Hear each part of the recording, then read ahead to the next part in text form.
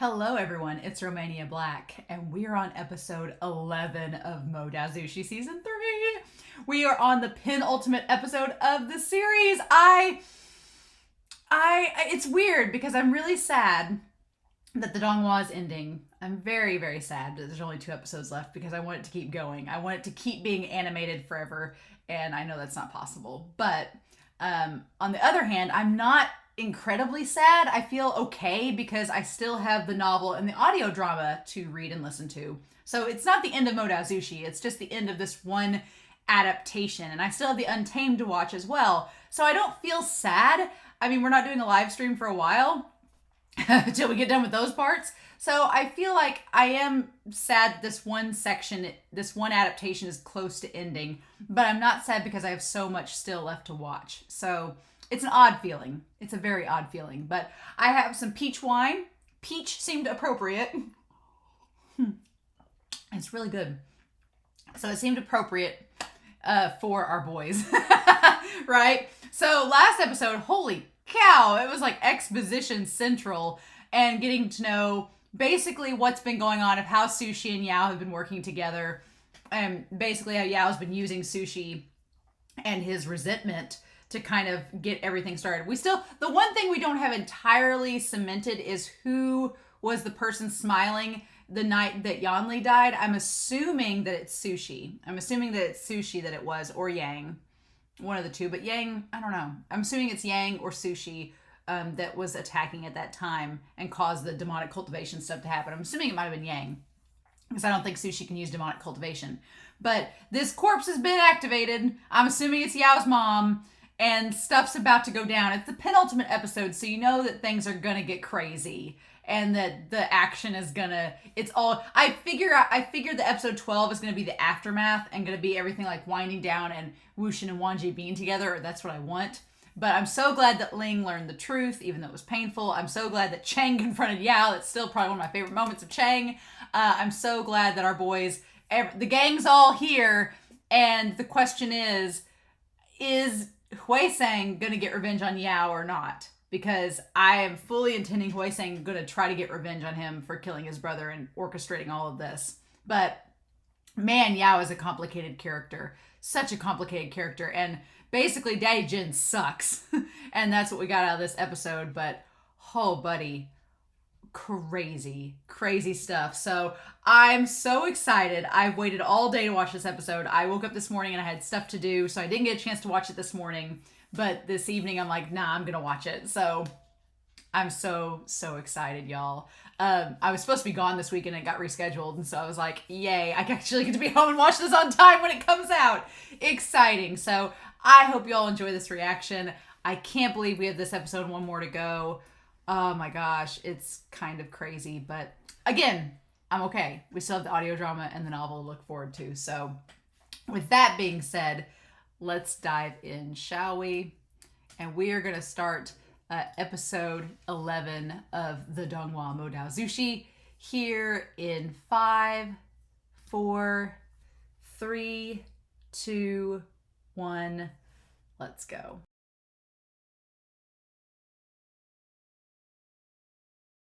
Oh, wow.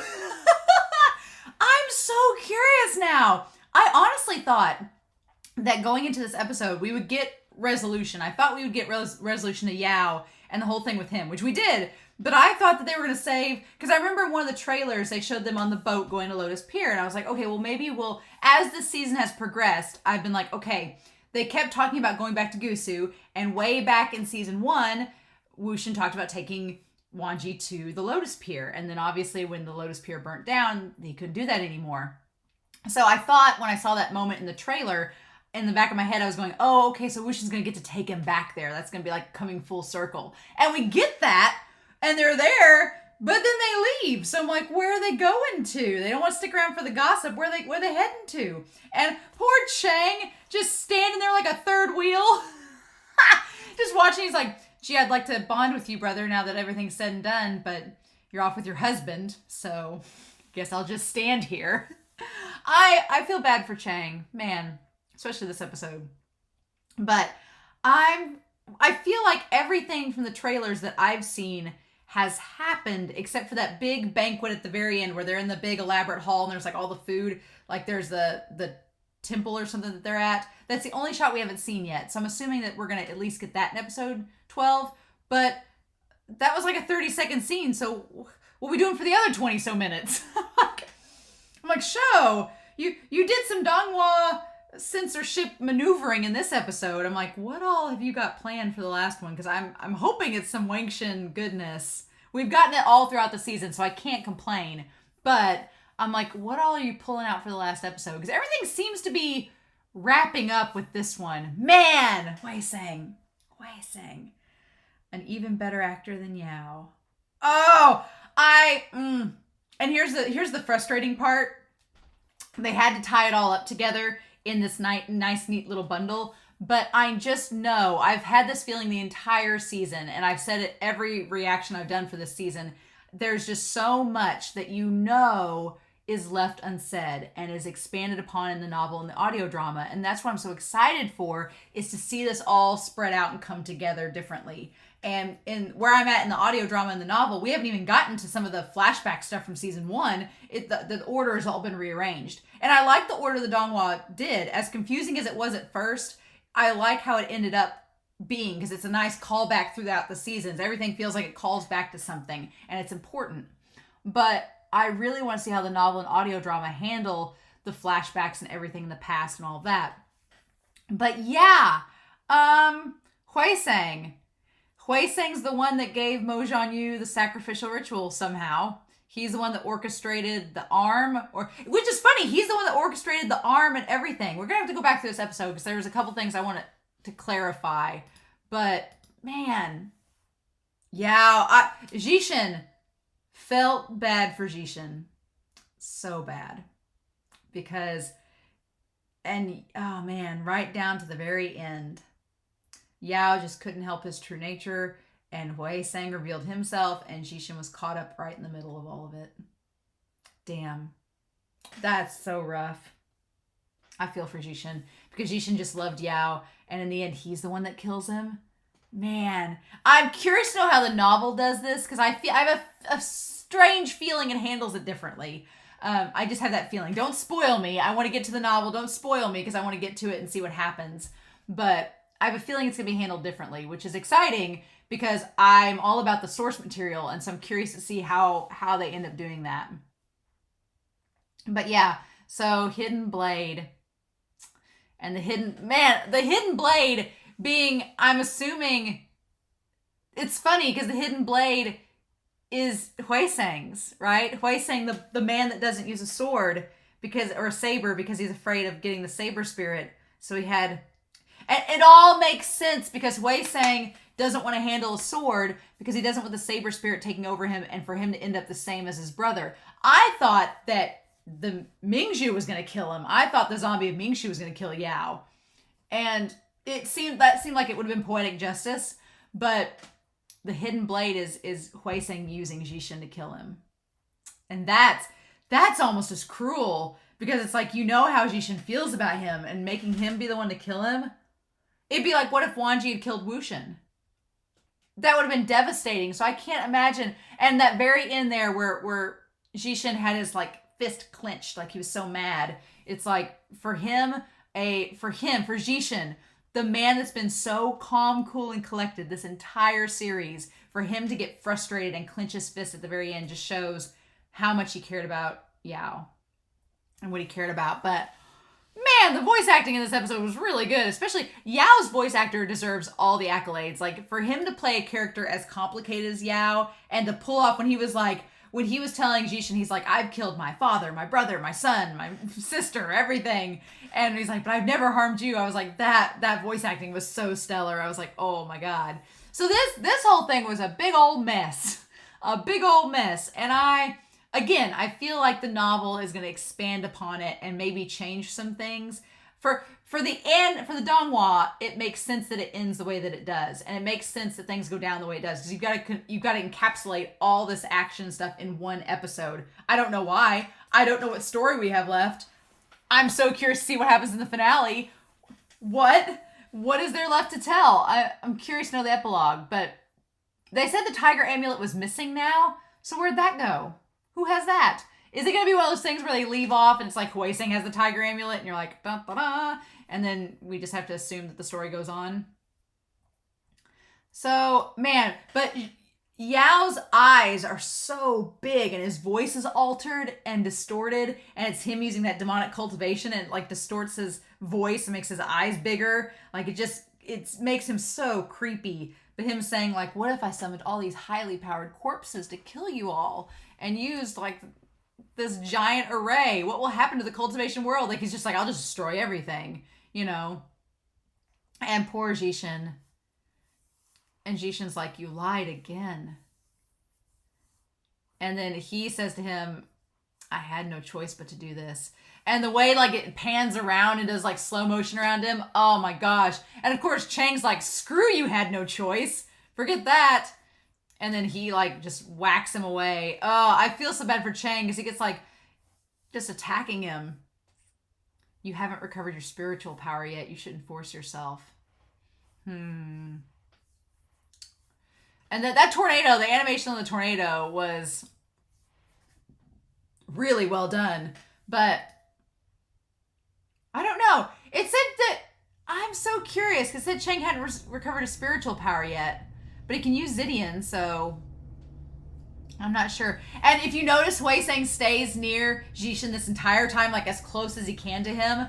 Oh, but Kieran coming in MVP. I freaking love Kieran. I love Uncle Kieran coming in and just saying, screw this, we're going to disrupt everything. And yeah, I was like, excuse me? And I love that he looks around and he sees Wushin, but he doesn't see Wanji. And then Wanji's like, bitch, no! I love it. And cutting that arm off. Wanji loves to cut people's limbs off. I've noticed that with Yang and with him. Wanji's a hand cutter. Cut sleeve indeed. I don't know if that's a play on the cut sleeve. If they're like, man, Wanji's a cut sleeve. So literally cutting people's sleeves off as we know it. But yeah, he cut it off with a tiger amulet. And then, so Sushi dies. So Mingzhu kills Sushi. But we don't know where the tiger amulet goes. I'm wondering if Hwee Sang took it. I don't know. I want them to just get rid of it. Just get rid of the tiger amulet. Let it get out of here. Nobody wants it anymore. But them like stopping it. And then Wushin's like, oh, well, a few days ago, whilst I was having my gay panic moment, I managed to find these things and just like mapped it all out. And then, you know, the burial mounds were pressing, so I just left this with Kieran and told him to take care of it, you know, like you do. And then the corpses, yeah, you already activated an ancient formation. So I doubt that was just to suppress the resentful souls of the courtesan house. It was my mistake to underestimate you. I was greedy to draw out the mastermind behind all of this as well. Yeah, so, okay, so Sushi and Yao, they were trying to draw out Hwee Sang too. Damn, okay. All's fair in war. You always have one more plan at hand. And why don't you guess what my next step is, Mr. Wei? Yeah, okay, and that would be the corpse of Mingzhu, right? I love that it was, y'all pointed back to like the turtle in the pond back in the one episode, and we're talking about the turtle being a representation of the Ni clan. Yeah, Hwee Sang has been behind the scenes, the head shaker. Yeah, he's like, I want to be seen as a good for nothing. It's so crazy though, because Hwee Sang being the better actor than even Yao. Yeah, that's so crazy. Because yeah, Hwee Sang this whole time just acting like he doesn't know anything, feigning ignorance so that he can work behind the scenes, and it was all to get revenge on Yao. He wanted to kill him. He wanted to kill Yao and get rid of him. Not just make him suffer, but to just completely get rid of him. Dang. I like Hwee Sang's character a lot, but that is crazy. Absolutely insane. It's a good thing he's on Wushin's side, seemingly. It's a good thing for that.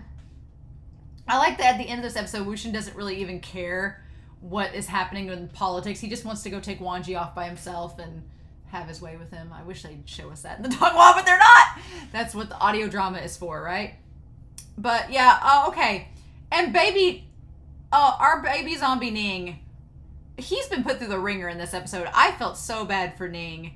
And just that callback when he put himself in between Chang and Ling to save them, and it's a direct parallel to how Zixuan died, I was like, that's cinematic poetry, y'all. I like the little detail where they see Ning coming, Mingzhu coming, and Hui Seng's like, oh my gosh, my brother, and Zixuan's eyes are like quivering because he's so sad about it. It's like zombie battle. But yeah, the idea that Mingzhu, now that he's all together, is just completely in it. Because that's not what Yao wanted. Yao did not want him to be reassembled. Because, yeah, he'd have all that resentful energy and it'd all be geared towards him. I love this power couple move of Wanji and Wuxin just spinning around. And Wuxin's got the flute and Wanji's got the sword. It's like, power couple. I love it. I absolutely love it.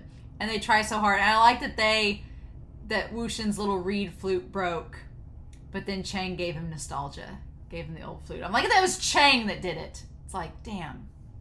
Chang, he just... And that shot of Yao walking away, like, his eyes are like... He's, like, losing color in his face because he's lost an arm. Like, because Chang... We established that Yao was not good at cultivation to begin with.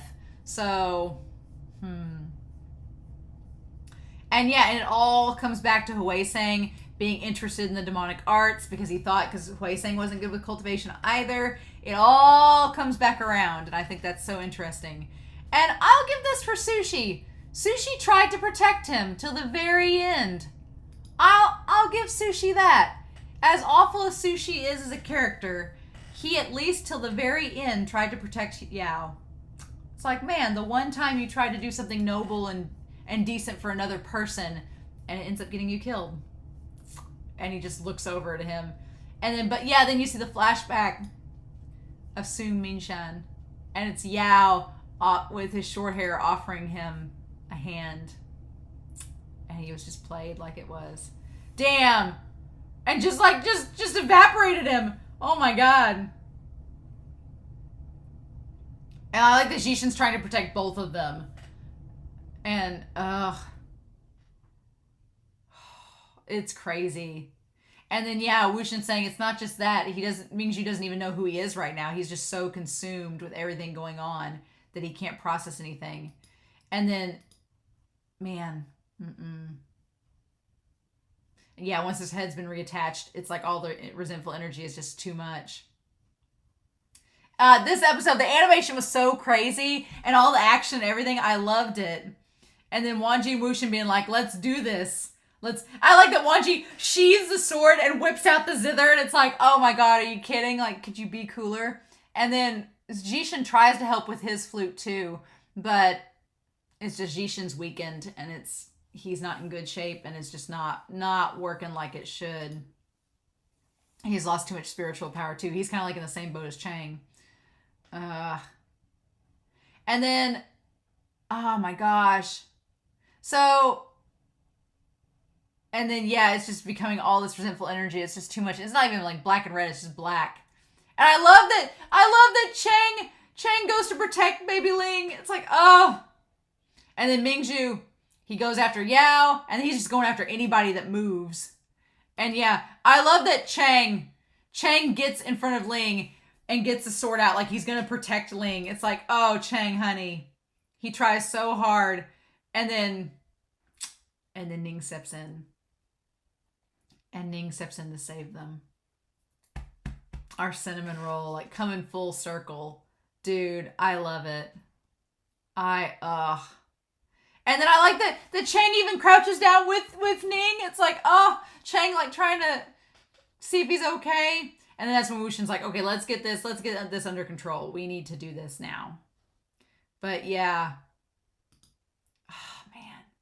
I got really concerned when he pushed Wuxin up against that column that he was going to get hurt. But then Wanji bringing out the fiery threads that he did way back in the turtle cave. It's like all the callbacks this episode. Everything coming full circle. Everything getting called back. Wuxin getting handed the flute. I love it. And trying to lure Mingzhu into the coffin. Luring him in. And then using his blood to seal it up. It's like genius. Ning. And if you watch Hui Sang, he goes towards the coffin too. And then he tries to give the medicine to Jishin tries to give the medicine to him.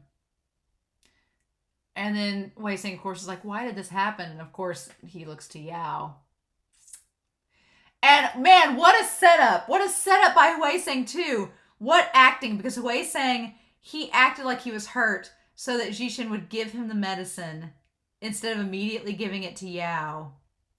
And then when he asks for the medicine again, that gives Hui Sang the perfect opportunity to say, oh, look behind you.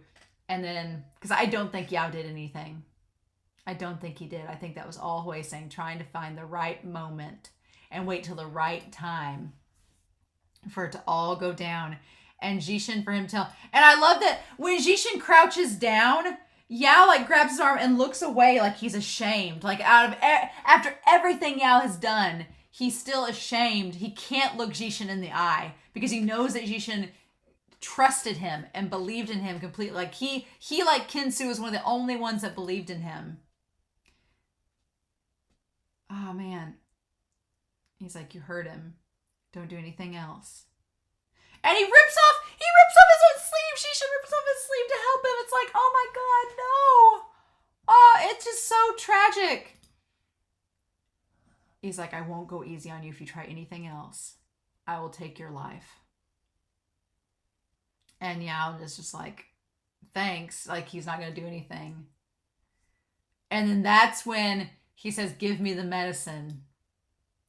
And see, he couldn't have reached behind him because he was holding on to the arm that was gone. He couldn't have reached behind him because he was going around holding on to the arm. Hui Sang made it up.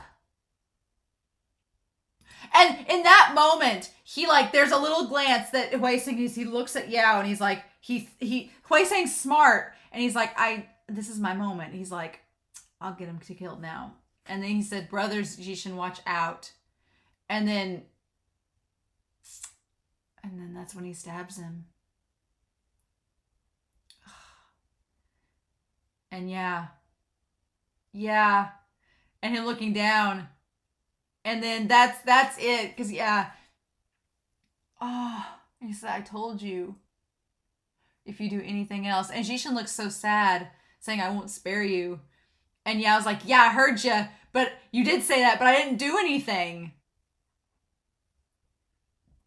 And then, that glare that Jishin gives Hui Sang where he's like, excuse me? And Hui Sang's like, but I saw him. And it's like, oh, honey. That is that moment of him. Oh, I can't believe that Hui Sang did that. That's the hidden blade using Jishin. And then he's like, I saw him reach behind his back, but he couldn't have because his arm was gone. And Wushin is like, nah, he didn't. He didn't do it.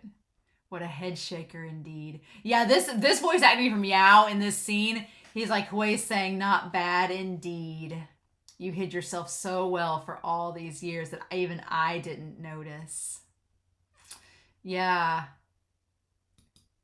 It's so good that even Yao didn't recognize that Hui Sang was acting like he was. And him just walking closer and closer with the blade. In this life, I've told countless lies and killed countless lives. And when he's like, my father, my brother, my wife, my son, my master, my friend. When he listed that all off, oh God, that voice acting was so good. But what haven't I done? Yeah. And then he says, I haven't tried to hurt you. I've never even thought to hurt you, of harming you. Oh, damn.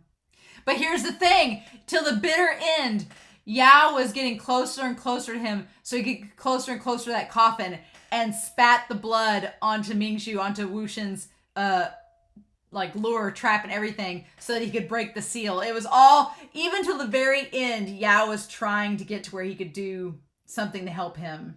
Because he knows he's dead at this point. So he's like, I'm going to take you with me. You wouldn't even spare me a single breath of life. And yeah, that's when he puts it on the coffin. Yeah.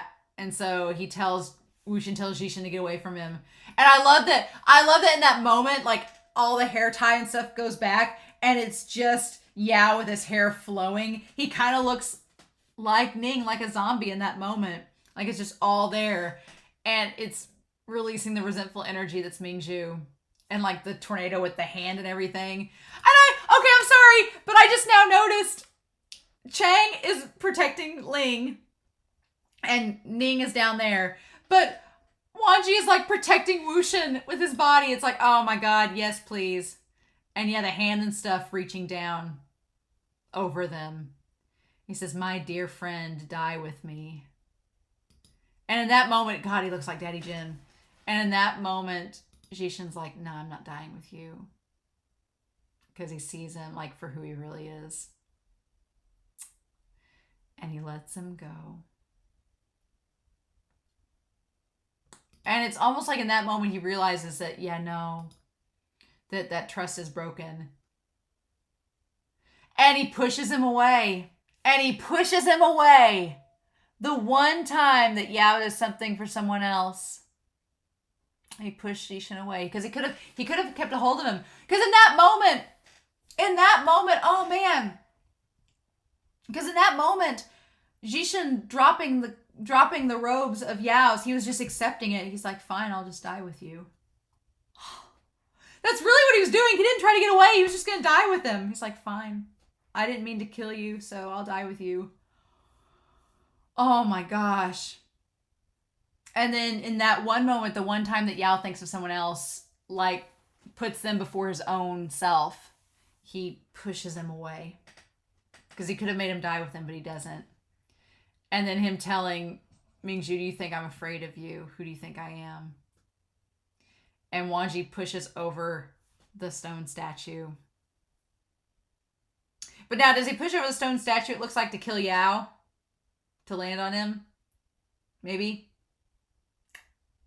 Dang. And to seal up the coffin? Dang. And yeah, it's the statue falls down over the coffin, and it's all, the Jin seal goes over the top of it. Dang. And then Wushen seals the rest of it up. Wow. And Jishin doesn't blame Huiseng. He doesn't in the end. It doesn't seem like he does. Oh man, Wanji going to catch him. It's so sad though when Jishin looks at the remnants of the temple and remembers all those times that he had with Yao building up to everything. And them fighting side by side. And then him saying his name and calling after him. And then yeah, Jishin. And then it starts raining, but of course it's veiling the fact that he's crying. Show. Why would you do that? Why would you make us suffer like that? I feel so bad for Jishin. I really do. That's so sad. But then, so I thought the episode was over. I was like, okay, the episode's over. We're going to just end on that shot of the temple and everything. But then we go to the lotus pier. And it's like all the little CGI lotuses and everything. We go to that. Like, what? And then coming back. And I'm sorry, but I love how happy that Wushen looks going back to the lotus pier. Because he's not been back there yet, right? He hasn't been back there since he's been in that body, right? No.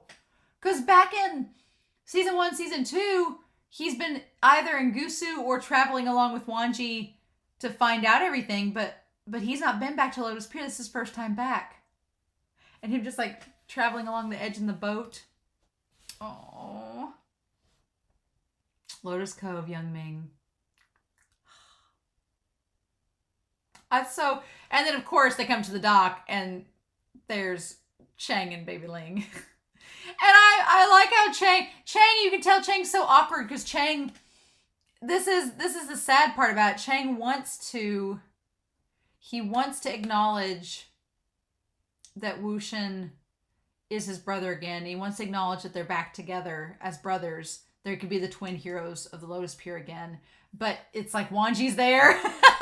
It's like when you're trying to talk to your sibling, but the sibling's boyfriend's there, and you're like, can't really be a private conversation. So it's just, but you can just tell Chang wants to talk to him so badly, and he's about to, and then Wanji shows up, and he's like, and Ning's there too, and he's like, damn it, I can't talk to him. Chang's like, dang it. And so he just pulls Ling aside. He's like, fine, let's leave him. Meh. And then, okay, so we have the members. So the ashes. So there's the one guy from the one clan, and there's Jingyi and Sishui. Oh man. He says we found their ashes. These were all we could find. Oh. Oh. And I like the Wushin pats Ning. So I'm not sure the ashes that he found, was that Mingju's and Sushi's? Because they were in little land bags, and then the other, or is that just the clan's bags? It was the Winds, wasn't it? Oh, okay. So Jingyi and Sishui and the other clan member guy, I forget his name, but y'all told me. He's from one of the other cultivator clans. They must have found the ashes of his ancestors, and that's what's in the bags. They found the ancestors' ashes and put them in the bag for Ning, so he had them. Oh, and Wushin patting his back. Oh my gosh. There's something else we'd like for you to see. And it's a skull piercer among the ashes. So here's the one thing, show. You didn't establish that we could use a skull piercer on the living. I didn't know that. I didn't know we could do that. So there's a very good chance that the skull piercer could have been used, that they could have used the skull piercer to cause the Wind people to deliberately try to tamper with the blood array that was in the burial grounds. Because back in season 2, Wushin noted that somebody had tampered with the seal, with the array. And so it's very possible that Yao or whoever had them messed with the skull piercer, and that's what allowed them to tamper with the seal. And it makes sense that Kinsu would have the skull piercer too, so that she would kill herself. All makes sense. It all ties together that they were controlled. Yep. There should be a skull piercer in Kinsu's head as well. Yep. All that makes sense. And then they're going through the town. And of course, everybody's gossiping. We can't even, it's coming all full circle. We can't get away from the gossip. Talking about Ning escaping and then him getting out from under the noses of the other clan members. And so then, yeah, Wushin's like, well, they're like, how could Ning have gotten away and without anybody noticing? They're like, well, the Nevernight City was kind of a mess back then. Things were kind of crazy. So during the chaos, he just got out. And the Jinns had Zhu Yang, who was well versed in demonic cultivation. So he could have just, had a fake corpse procured and fooled everybody. Yep, that all makes sense. No one would have expected. And that fruit and stuff CGI, and it's really crazy how realistic it looks. It's interesting. Yeah, and they did it in front of everybody like it was nothing. But then, yeah, I love that the Ghost General, he doesn't want to go past Lotus Cove, and it makes so much sense. He doesn't want to go past into Lotus Cove because it's a symbol of everything the Wind Clan did. Like, they destroyed it all those years ago. They destroyed it, and he was part of that. So, of course, there's a part of him that's like, I can't go here. This ground isn't meant for me to tread back upon once again. But then, to show that everybody gets a second chance, just like Wushin's getting a second chance, old zombie Ning's getting a second chance. Because Sishui and Sishui's face, like Jingyi's all happy and the other clan guy has the two things. But Sishui looks like the most perfect angelic child ever. I'm sorry, that expression he makes where he gives Ning, because he would give Ning the candy, because he's Aeon, he's Yon. So it's like, it's all coming full circle. It's the sweetest thing ever. And then, of course, Wushin's like, oh, here's a toy. Which, old sugar daddy Wanji trying to woo his man with these kids' toys. And Wushin's like, oh, yeah, I remember these. Nostalgia. Haha. Oh, my God. And then they hear the gossip that Yao, he only got where he was by currying favors with the other two brothers. Yeah, he's a two-faced rat. He was looking for his next shelter during the Sunshot campaign. And then the whole thing with Ruhan. And then, yeah, that's when Yao. And they even say, I'll tell you a secret. He secretly kept a portion of the funds he used to build the observation towers too. So trying to make him seem like a fraud even then, like being like he built all the observation towers and kept a portion for himself. Like just fanning the flames and all the rumors and calling him shameless. And of course, Jishin getting so mad. Do you know why he didn't kill that Cece? Because he freaked. And that's the part that gets Jishin. They're like, so Cece was that Chow's mistress? I need to see the image here in a second. But they're like, it's because he frequented those places too, which is not true. He did not frequent those places. And that's when Jishin gets mad because they're like sullying his memory. And even Wanji is just like frustrated with it. I think Wanji's probably more frustrated that his brother is frustrated than anything. But I love Wushin being like, rumors are just rumors. He says, why bother to believe them? If those were secrets, how did people find out about them? And I love that he looks to Wanji to tell him that. They're like such husbands. He's like, right, honey? Right? We can't believe rumors. If they were secrets, then how would everybody find out? Actually, when we broke the seal, I saw something about Cece. Okay, so we get, yeah. So back then when Meng Yao's mother was humiliated in the courtesan house. Okay, so, oh my gosh, this imagery, it's so brief, but I paused it. She's naked. She is naked in that moment. And he's trying to wrap her up with a scarf, but she's like nude. And she's beautiful. You see where Yao gets it from? Like Yao looks a lot like Daddy Jin, but in that moment where she's like looking down, you can see Yao's face in hers. Like you can see. So when she was humiliated in the courtesan house, that Cece defended her. Oh. Perhaps that's why Jing Yao spared her life. Huh. So yeah. Oh. I can't remember if Cece was Chow's mistress or if she was one of the ones that one of the courtesans that was still in the house that tried to go warn all of them in the last episode. I can't recall. I thought Cece might have been Chow's mistress. She kind of looked like that. So, And if brother brings this up again, I'll let him know. Yeah, so Wanji's like, well, I'm not going to bother him with it, but if he brings it up, I'm going to tell him. Oh. And the crazy thing is that even through all of it, Jishin is staying with Huiseng, even though Huiseng is just as much of an actor. Because it's all Jishin has. It's like he's lost his two brothers. He's lost Mingzhu and he's lost Yao. So Huiseng's like his only link to those two, even after everything that's happened. Man. And then, yeah. And then I love that shot where Huiseng's looking directly at Wanji and Wushin like, I know exactly what I did. And then Wushin saying to think there's someone even more of an actor, a better actor than Yao in this world. And that when you see him turn away, when you see Huiseng turn away, his face, he's not smiling, but he doesn't look happy either. He's just kind of like they look at each other and they know. Wushin and Huiseng know each other in that moment, and that's so crazy. And then, yeah, we all type together.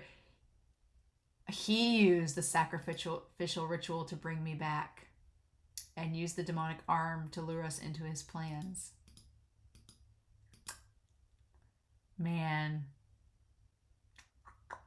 Running into Wen-Ning and the experiment site at the mountain, the truth behind the 100 Hole curses, encountering Zhu Yang, the ancient formation in the temple, the head, and the Tan City. It was him. It wasn't her. It wasn't the woman that lured Jishin. It was Huiseng. Yep. One after another. He didn't just want us to recover his brother's corpse, nor did he want Yao to lose everything. He wanted him to become a public enemy and to take his life. And then it shows him picking up Yao's hat at the end. And the fan just... Yeah, so basically, yeah, he gave Mo Xianyu the ritual and showed him how to use it and everything. It was all part of his elaborate plan to not only bring his brother's corpse back and find out the truth and make Yao lose everything. He wanted Yao, his whole reputation, to be ruined and for him to die. Man, and he was willing to bring Wushin back for that. Damn. And at the very end, you see Jishin walking away and Huiseng's right behind him. And Wushin's like, it's a pity we don't have any evidence. So all of these will remain speculations and doubts. Oh, I got chills. I love it. I love it. No one will ever know, but Wushin and Wanji know. So they're having this big banquet, which I'm assuming we'll go back to at the end of next episode, because we do see them at the banquet, which looks like the memorial thing for Feng Mian and Madame Yu. So I'm assuming we're gonna go back to that by the end of the episode. But, I like how Wushin Wanji's like a council. He's like more like a crusade. So basically, he's like, do we stick around for them to just trash talk Yao, or how about I take you somewhere else? And it's like, oh, and Wanji's like, okay. He's like, I don't want to stick around for this. This is gonna be awkward. And then they get in the boat, and so they say the tiger amulet's missing, but we have Wushin. So what's there to worry about? No one knows more about demonic cultivation than the Yiling patriarch himself. So how the tides have turned. How the tides have turned now that word's gotten out that Wushin saved everyone. His reputation is clear. I was wondering that this whole time. I was like, how is Wushin going to be able to live if people find out that it's Wushin and not Mo Jianyu? How is he going to be able to live in this world when he's had all this like speculation and doubt and anger and hatred against him all these years? And the tides turn so quickly with just one simple act of saving them in that, I guess it wasn't simple, but saving them in the burial mounds. Everything changed and his reputation was suddenly restored.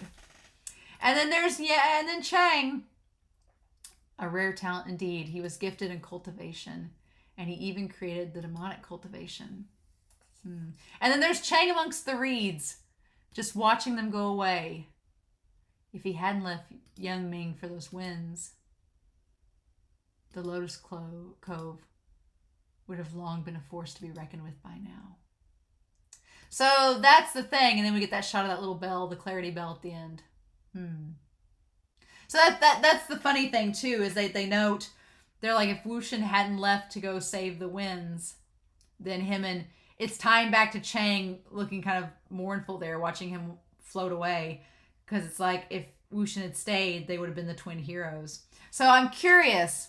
I'm so curious. I'm like, what's going to end up happening? Is Wushin going to stay? Is Wushin going to stay in the Lotus Pier with Wanji? Or is he going to go back to Gusu with Wanji? I mean, they're going to stay together, Wanji and him, obviously. But, I want Chang and Wushin to have a talk before the end of this series. I want them to sit down and have a conversation about everything that's been going on. Because Chang, at the end of this episode, you could just tell Chang wants to talk to Wushin. He wants to talk to his brother so badly, but he just can't figure out how to do it. I want that. I want that for them. I want them to talk to each other, and it just hasn't happened yet. It just hasn't happened yet, but I want it to.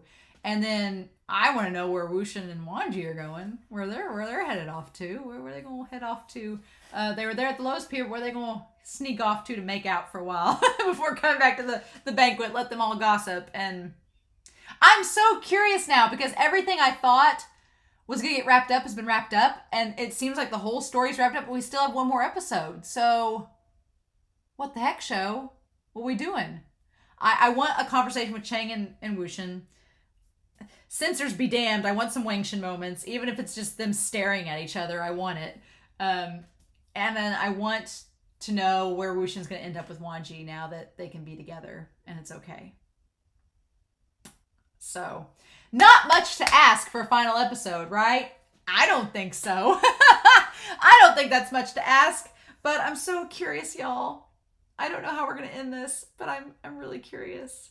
So, with that being said, I hope y'all enjoyed this reaction. It's going to be the last episode next week, and I'm so sad.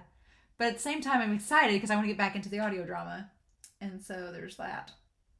So, in the meantime, I hope y'all have a wonderful week. Please stay safe. Take care. I'm curious to know your thoughts down below. But I'll be back next week with the season finale of the Donghua of Mo Dao Zushi. Bye.